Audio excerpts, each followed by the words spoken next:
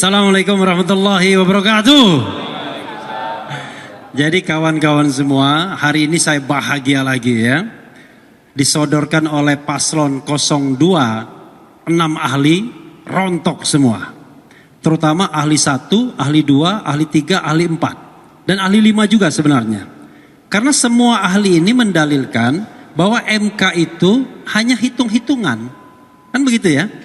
Ahli Asrun begitu bilangnya. Kemudian ahli Khair Ramadan juga bilang begitu. Ahli siapa lagi? Margarito Kamis, walaupun hari Kamis tetap bilang begitu. Kemudian ahli Amiduddin Ilmar ngomong begitu. Dan Edi Hiarit to some extent ngomong begitu juga dalam perspektif pidana. Yang terakhir memang tidak bicara begitu karena dia pemerintahan, ahli administrasi. Apa yang bisa teman-teman lihat? Itu udah tertolak. Tertolak oleh pernyataan Hakim MK sendiri di persidangan. Ya. Prof. Saldi mengatakan, coba lihat itu. Itu kualitatif atau kuantitatif? Kualitatif. Selesai sudah. Yang kedua adalah, ternyata selama ini dalam sengketa Pilpres, MK itu tidak pernah mengabaikan yang kualitatif.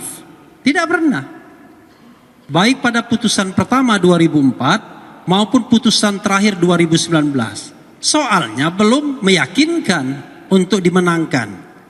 Jadi pada 2004 hal kualitatif itu sudah dijawab oleh MK. Jadi MK tidak terhalang untuk menyidangkan hal-hal yang sifatnya kualitatif kalau itu berkaitan dengan prinsip-prinsip pemilu yang luber dan jurdil. Pada 2019 MK menjawab komplain tentang Ma'ruf Amin yang sifatnya kualitatif. Makanya saya katakan dari 6 ahli ini sia-sia. Mudah-mudahan 6 ahli itu tidak dimarahi oleh paslon 02 ya. Karena ternyata tidak meyakinkan. Dan tidak meyakinkannya tadi terlihat kan dari lawyer-lawyernya nggak ada mention ahli. Ya kan?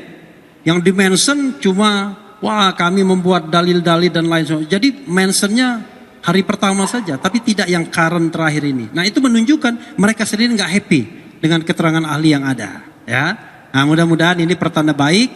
Apalagi tadi MK mengatakan ada putusan MK yang self executing, tapi yang ada yang tidak non self executing. Jadi tidak semua putusan MK itu harus berlaku dengan sendirinya. Karena kalau dalam putusan yang terkait dengan penetapan itu bukan putusan Gibran sesungguhnya, ini kan putusan yang sifatnya umum.